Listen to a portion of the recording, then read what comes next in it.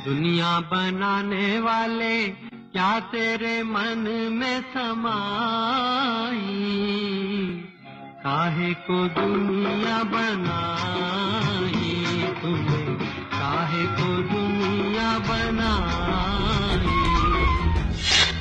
युगों पुरानी धार्मिक मान्यताएं एक झटके में ध्वस्त हो गई। ये सृष्टि अपने आप बनी है, किसी ने जानबूझ के बनाई नहीं, सोच समझ कर डिजाइन नहीं किया। ये साइंस का शुरू से धारणा रही है। विज्ञान ने दी है ईश्वर को चुनौती। जैसे हम कहते हैं कि भगवान ने सब कुछ बनाया, तो उसी तरह से फिजिसिस्ट या पार्टिकल फिजिसिस्ट की लैंग्वेज में हम ये बोलेंगे कि हिग्स बोसॉन ने सब कुछ बनाया। तो इसलिए हम ये बोलेंगे कि भाई भगवान तो हिग्स पार्टिकल हो गए, हमारे हिग्स बोसॉन हो गया। वैज्ञानिकों ने दुनिया बनाने वाले सबसे छोटे छोटे कणों को ढूंढ निकाला है।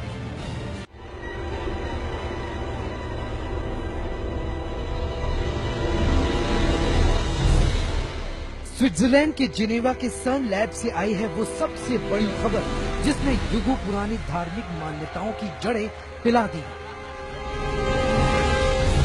वैज्ञानिकों ने ऐलान किया है कि उन्होंने ब्रह्मांड की रचना करने वाले गॉड पार्टिकल की झलक देख ली है। विज्ञान के मुताबिक सृष्टि की रचना ईश्वर ने नहीं, इसे बनाया है ईश्वर के कण या फिर हिग्स बोसॉन ने। धर्म की दुनिया में यही माना जाता रहा है कि हमारी धरती, हमारा सौरमंडल और उसमें मौजूद सारे ग्रह, हमारी आकाश गंगा या बाकी आकाश गंगाएं सभी को ईश्वर ने बनाया है। सिर्फ ईश्वर ही है जिसने सबको जोड़ा और गति दी। पहले तो हमको ये समझ में नहीं आता कि ये हिग्स बोसॉन को किसने बनाया, ये कहाँ से आया, वो हालात किसने पैदा किए कि जिससे ये जर्रा वजूद में आया। अल्लाह ताला ने सारी जमीन, सारे आसमान न सिर्फ बनाए बल्कि उनको चला भी रहा है। ये चांद, ये सूरज, ये सितारे, ये जो ग्रेविटी सिस्टम जो है, ये भी अल्लाह का बनाया हुआ है, जिसने इसको संभाल रखा है, थाम रखा है। दुनिया में और कौन सी ताकत है जो इसको ठीक तरह से चला सके। ये भी एक तरह का सबूत है कि सारी दुनिया का बनाने वाला वही है जो इसको चला रहा है। स्थूल प्रयोगों के द्वारा, भौतिक प्रयोगों के द्वारा उस परम चेतन तत्व को हम उसको ये नहीं हम तय कर दें कि हमने भगवान को खोज लिया है, क्योंकि जो भौतिक हमारा जो प्रयोग है, विज्ञान प्रयोग कर रहा है, हो सकता है उस प्रयोग के पीछे प्राचीन ऋषियों का जो ज्ञान विज्ञान का चिंतन, जैसे डाबर साहब बने थे, कणाद का जो वैशेषिक दर्शन है, अणोर अणियान महतो महियान, स्थूल से स्थूल और कण से कण की जो बात कही है उन्होंने, उसको आगे बढ़ा रहे हैं। लेकिन देखिए साहब, इसके ऊपर आपको चिंतन चर्चा करना पड़ेगा। मैं नहीं मानता कि इससे कोई हमारी पुरानी प्राचीन परंपराएं ध्वंस हो गई है। मैं समझता हूं विज्ञान भी ये कोई आखिरी खोज नहीं है, सत्य के नजदीक क्रम से आगे बढ़ रहा है। और मैं तो ये कहना चाहूंगा कि आज जो कहा जा रहा है कि एक नई खोज हुई, यह बात हजारों वर्ष पूर्व जैन दर्शन कहता रहा है कि मनुष्य स्वयं अपना भाग्य निर्माता है और सृष्टि का प्रवाह जो है अनादि काल रूप से चला आ रहा है। इसमें किसी ऐसी सत्ता की कोई आवश्यकता नहीं है कि जिसकी दया पर हम निर्भर हो या वो हमें हस्तक्षेप करता हो। लेकिन विज्ञान इन धारणाओं को गलत बताता है। विज्ञान बताता है कि करोड़ों साल पहले अंतरिक्ष में एक बिग बैंग हुआ था, यानी महाविस्फोट। इस महाविस्फोट में इतनी ऊर्जा निकली जिसका हिसाब भी नहीं लगाया जा सकता।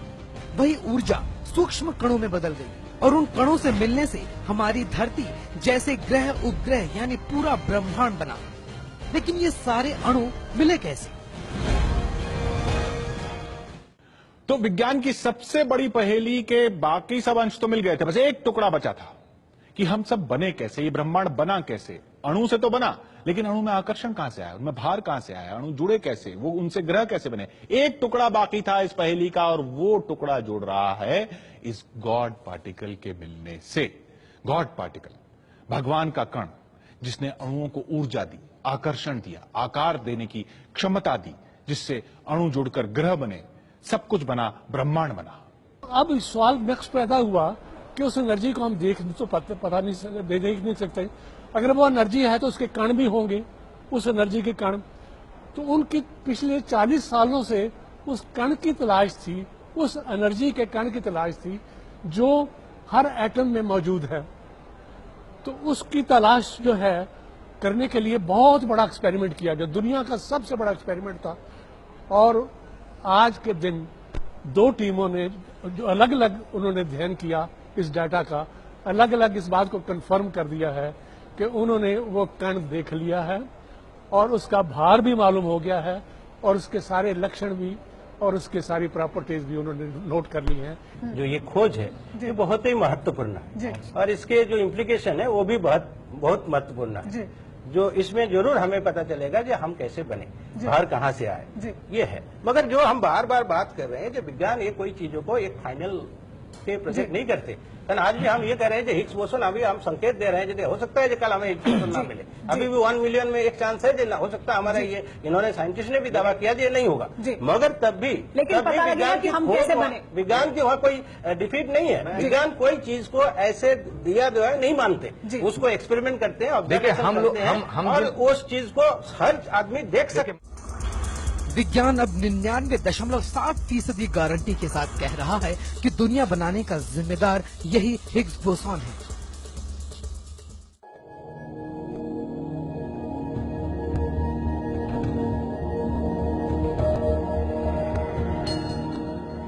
दुनिया की कोई भी चीज हो उसे तोड़ते जाएं तो ऐसे महीन कण मिलेंगे, लेकिन एक सीमा के बाद हम उसे तोड़ नहीं पाएंगे। इसके आगे का काम किया वैज्ञानिकों ने।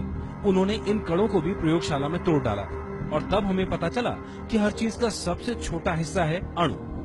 विज्ञान यही नहीं रुका, उसने इस अणु के अंदर भी झांका तो पता चला कि अणु भी कई तरह के कणों से बना है जिन्हें परमाणु कहा गया। सच की तह तक पहुंचने की जिद, सच की तह तक पहुंचने की जिद में वैज्ञानिकों ने इन परमाणुओं के भीतर झांकने की भी कोशिश की, उनके भीतर भी झांका, खास प्रयोगशालाओं में, खास उपकरणों से, और झांक कर क्या मिला? इलेक्ट्रॉन, प्रोटॉन, न्यूट्रॉन जैसे कण मिले इन परमाणुओं में। पढ़ा होगा आपने स्कूल में। इलेक्ट्रॉन, प्रोटॉन और न्यूट्रॉन के मिलने के बाद एक बार की ये मान लिया गया कि बस इनके भीतर नहीं जाया जा सकता, और यही है सबसे छोटी यूनिट या इकाई जिनको जोड़कर बनी है ये दुनिया। लेकिन फिर इतने छोटे कणों को बनाने वाले क्वार्क और लेप्टॉन नाम के 2 और कण भी मिल गए और मान लिया गया कि अब कुछ और हाथ नहीं लगने वाला। लेकिन ये वैज्ञानिक खोज का अंत नहीं था। इससे तो ये पता चला कि हम जिन चीजों से बने हैं, ब्रह्मांड जिन चीजों से बना है, उसकी सबसे छोटी इकाई क्या है। लेकिन इन इकाइयों को, इन अणुओं को जोड़ा किसने, भार किसने दिया, ये कैसे जुड़े, कैसे इनसे दूसरी चीजें बनी, ग्रह बने, ब्रह्मांड बना, किसने जोड़ा, किसने आकार दिया, किसने आकर्षण दिया, किसने भार दिया, क्या वो भगवान था? ये जवाब नहीं मिला। विज्ञान को ये पता था कि अगर उन्हें दुनिया की सबसे छोटी इकाइयां मिल गई हैं, तो इन्हें आपस में जोड़ने के लिए ताकत भी कहीं न कहीं जरूर होगी। यानी एक ऐसे बल की तलाश थी जो उनके सामने नहीं आया था। इसे नाम दिया गया हिग्स बोसॉन।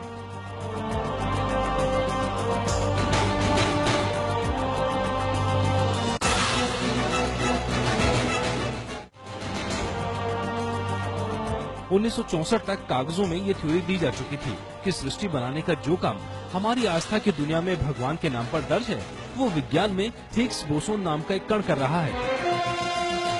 लेकिन उस थ्योरी पर काम 1980 के आसपास शुरू हुआ। शिकागो के नजदीक 2 अणुओं की टक्कर कराने की कोशिश की गई,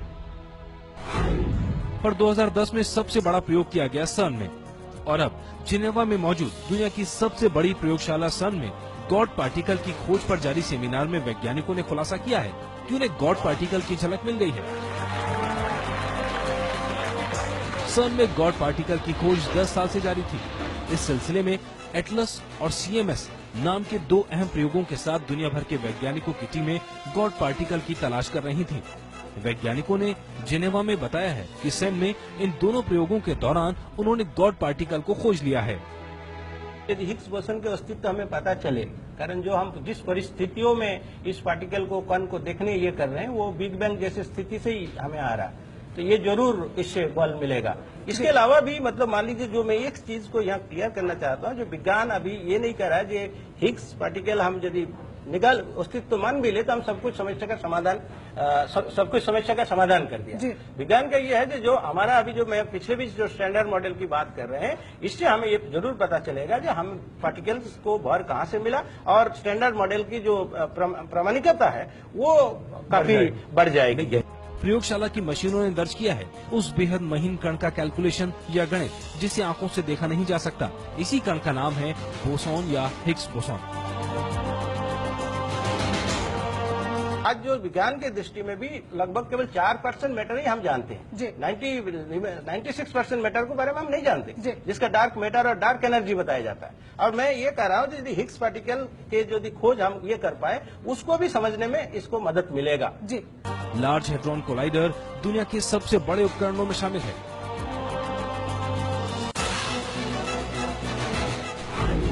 जमीन से 100 मीटर नीचे करीब 27 किलोमीटर लंबे पाइप में यह प्रयोग किया गया। फिजिक्स की सबसे बड़ी प्रयोगशाला सन में मौजूद परमाणु तोड़ने की मशीन लार्ज हेड्रॉन कोलाइडर यानी LHC में 2 अहम प्रयोग किए गए। इन प्रयोगों का नाम था एटलस और CMS।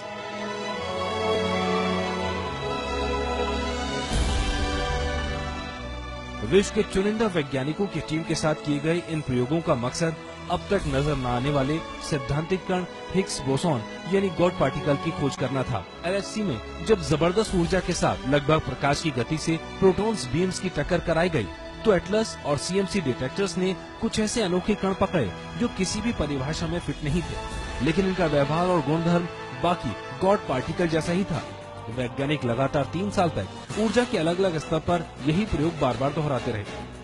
हर बार एक जैसा ही डाटा मिलने पर वैज्ञानिक इस नतीजे पर पहुंचे कि उन्होंने जिस अनोखे कणों की खोज की है वो और कोई नहीं बल्कि गॉड पार्टिकल ही है। जो खोज हुई है वो सिर्फ इसमें यही कहा गया है कि जो कुछ वस्तुओं को भार मिला है, कुछ वस्तुओं को भार नहीं मिला। जैसे फोटोन का कोई भार नहीं है, प्रोटॉन का भार है। ये भार देने वाला जो प्रोसेस था, ये सृष्टि में कौन से कण की, कौन सी एनर्जी की, कौन से सोर्स की, कौन से फील्ड से ये चीज आई है जिसने वस्तुओं को भार दिया। उदाहरण के लिए मेरा जो वजन है, यहाँ पर मैं कांटे पे खड़ा हो जाता हूँ तो पृथ्वी की ग्रेविटी जितनी मेरे को खींचती है वो मेरा वजन है। लेकिन एक तराजू में मैं तोलता हूँ तो एक तरफ यहाँ खड़ा हो तो 1 किलोग्राम यहाँ रखता हूँ, इधर खरबूजा यहाँ रखता हूँ, तो ये जो भार है जिससे वो तराजू बराबर हो जाता है, ये भार कहाँ से आया? ये ग्रेविटी से नहीं आया। ये भार जो किसी चीज को धक्का दो तो वो आगे मेरे को धक्का देती है, तो ये जो भार है ये कहाँ से आया? दुनिया बनाने के लिए जिस काम को हमने भगवान का कारनामा समझा था, वो काम विज्ञान की प्रयोगशाला में हिग्स बोसॉन नाम का एक कण करता हुआ नजर आ रहा है। कैसे और क्यों, ये सारे जवाब मिलने में तो थोड़ा और वक्त लगे, लेकिन अब हम उस कण तक पहुंच चुके हैं जिसने बाकी सारे कणों को जोड़ जोड़ कर बनाई है हमारी दुनिया। तो इसमें गलत क्या है कि दुनिया ने इसी कण को नाम दे दिया है गॉड पार्टिकल।